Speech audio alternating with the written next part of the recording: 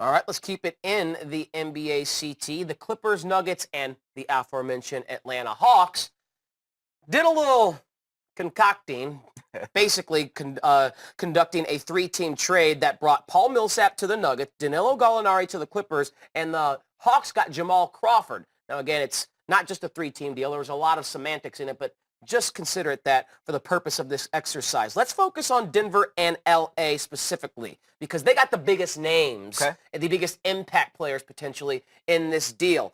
Paul Millsap to the Nuggets, Danilo Gallinari to the LA Clippers. Which team do you think will be better next season? See, if we're asking 5 years down the road, that would be a totally different question. Okay. But the question is next season. Yes, it is. And for that reason, I would have to go with the Los Angeles Clippers. When you look at the coaches, Doc Rivers versus Mike Malone, Rivers has won a title. He has a lot more experience. That man, I would trust him a little bit more than Mike Malone. I know they don't have Chris Paul anymore, but they just signed the guy, Milos Teodosic.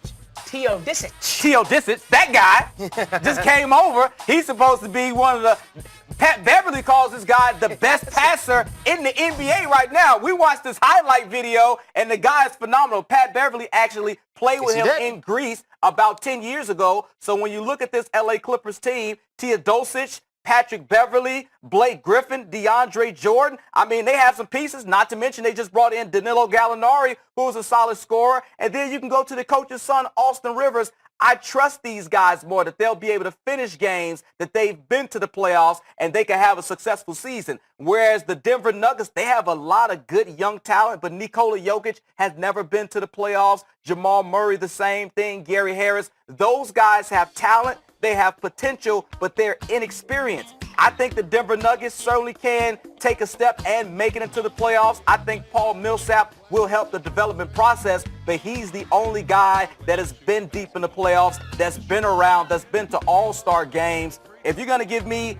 DeAndre and Blake Griffin, guys who have been an all-star in this league, I'll take them for this next season, this upcoming season. But 5 years from now, I roll with the Denver Nuggets. They're building something there in a Mile High City. I agree. I like what the Nuggets have as a core for their future with Niko Jokic, with Jamal Murray, who was great last year as a rookie in spurts so that he can shoot the ball from the perimeter at the NBA level. Adding a Paul Millsap, who will do everything at a very good level. He doesn't do anything at an elite level, but he'll score at a very good level, rebound at a very good level, pass, play defense at a very good level. I like his addition. I do think Denver can make the postseason, but I do think that the LA Clippers will be the slightly better team because Teodosic will bring that flair back to Lob City that's gone with Chris Paul. Pat Beverly is going to be a lockdown defender. Always. I do worry a little bit about their perimeter shooting. Losing J.J. Redick. That's a big losing loss. Jamal Crawford. These were the guys they relied on to knock down those threes. Now, Danilo can certainly stroke it from three, and maybe he will get some more shots